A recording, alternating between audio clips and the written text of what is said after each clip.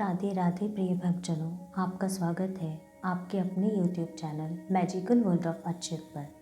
आज हम इस वीडियो में अयोध्या कांड में आगे की कथा सुनेंगे। वह रात भरत ने सेना सहित गंगा तट पर व्यतीत की। भरत को रात भर नींद नहीं आई। श्री राम के दुर्भाग्य की कल्पना से उनकी आंखें खुली की खुली रह गईं। उन्होंने निषाद राज गुरु से व्यथित स्वर में कहा, भीलराज, न जाने भैया राम की क्या दशा होगी। भाभी सीता वन में कैसे सोती होंगी, लक्ष्मण कैसे होंगे, क्या खाते होंगे, क्या पीते होंगे। गुरु ने इंगुदी वृक्ष की ओर संकेत करके कहा, वहीं तृणशैया पर सोए थे श्री राम और जानकी, और लक्ष्मण धनुष बाण लेकर रात भर उनकी रक्षा करते रहे थे। भरत जी की आंखें नम हो गईं। उन्होंने माताओं को वह स्थान दिखाया जहाँ श्री राम सोए थे। बोले, श्री राम ने मेरे कारण कितना कष्ट सहा। निषाद राज, जरा यह तो बताओ वे क्या खाते पीते थे। मैं तो उनके लिए ढेर सारी खाद्य सामग्री लाया था, मगर उन्होंने छुई भी नहीं। कंद मूल खाकर उन्होंने गुजारा किया। एक रात यहाँ विश्राम करके वे जटाएं बनाकर गंगा पार कर चले गए। यह सब मेरे कारण ही तो हुआ। न जाने माँ को क्या सूझा कि इतना बड़ा कांड कर डाला। राजप्रसादों में भले मेरे भाई व जनक दुलारी आज मेरे कारण दर दर की ठोकरें खा रहे हैं। आज से मैं भी उन्हीं की तरह आचरण करूँगा। मैं भी राज से ठाट बाट त्याग दूंगा। मैं प्रतिज्ञा करता हूँ, आज से मैं ज़मीन पर सोऊंगा, कंद मूल खाऊंगा, जटा बनाऊंगा। जैसे भी हो भैया राम को वन से लाकर सिंहासन पर प्रतिष्ठित करूंगा और खुद 14 वर्ष का वनवास भोगूंगा। सुबह हो गई। भरत जी ने निषाद राज से कहा, कृपया मेरे गंगा पार जाने की व्यवस्था कर दें। अभी लीजिए। निषाद राज ने सैकड़ों छोटी बड़ी नौकाओं पर भरत जी की सेना व साथ आए लोगों को उस पार पहुंचा दिया। भरत व उनकी माताएं, मंत्रियों और गुरुजनों के साथ बड़ी सी नौका में बैठे। गंगा तट पर अजीब सा कोलाहल मच गया। गंगा पार करके भरत जी की यात्रा शुरू हुई।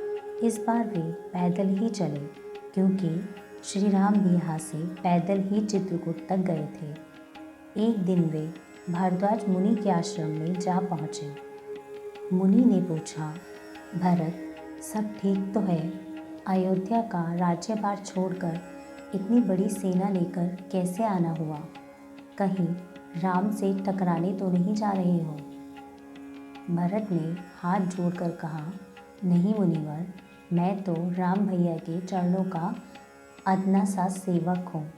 कृपया मेरे ऊपर कोई संदेह न करे। माता कैकेयी ने जो कुछ किया उसमें मेरी रजामंदी नहीं थी। मैं तो भैया राम को वापस लाने जा रहा हूँ। उनसे क्षमा मांगकर राज्य संभालने को कहूँगा। तुम्हारा विचार उत्तम है भरत, मुनिवर बोले। तुमने अपने कुल के गौरव की रक्षा कर ली। सुनो वत्स, इस वक्त राम, सीता व लक्ष्मण चित्रकूट में रहते हैं। आज की रात यहीं विश्राम करो। कल सुबह चित्रकूट की ओर चल देना।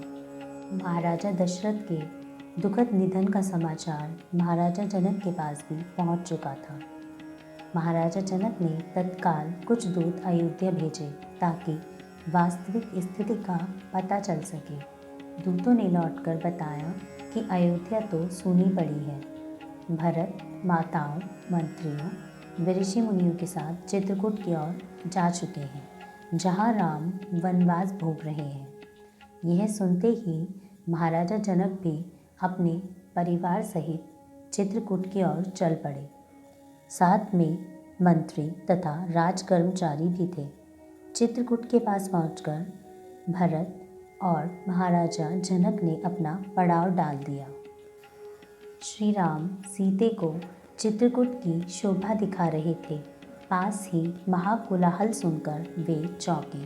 उन्होंने लक्ष्मण से कहा, देखो भाई, यह कैसा शोर है? लग रहा है कोई विशाल जनसमूह इधर ही चला आ रहा है।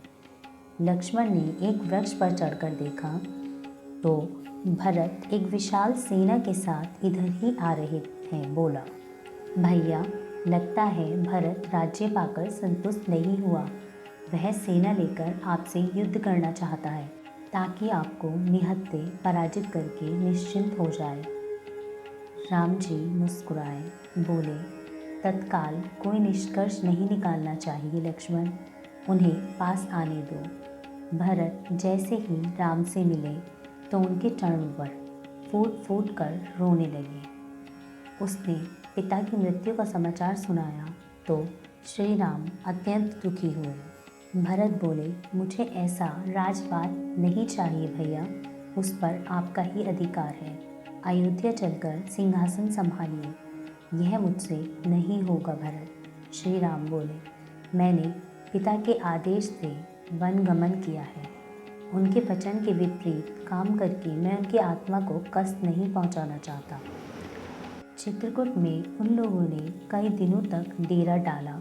श्री राम ने सबका यथायोग्य आदर सत्कार किया। भरत ही नहीं, महर्षि वशिष्ठ, सुमन, जाबाली, महाराज जनक आदि सभी ने राम को अयोध्या चलकर राज्य संभालने को कहा, पर राम अपने पिता के वचन को कैसे झुठलाते? वे अपने निर्णय से टसते मस नहीं हुए। श्री राम बोले, पिताजी, भरत को ही राज्य देने की बात कही गई है। यही उचित है कि भरत उनकी आज्ञा का पालन करे, वह अयोध्या चला जाए। भरत ने जब देखा कि राम किसी भी तरह नहीं मानेंगे, तब अत्यंत लाचारी से बोले, मैं यहाँ से तभी जाऊँगा जब आप अपना कोई चिन्ह मुझे देंगे। वही चिन्ह अयोध्या में आपका प्रतिनिधि होगा। राम ने एक पल कुछ सोचा, फिर पैरों से खड़ाऊ उतारकर भरत को दे दिए। राम की चरण पादुका लेकर सब लोग चित्रकूट से विदा हुए। जय श्री राम।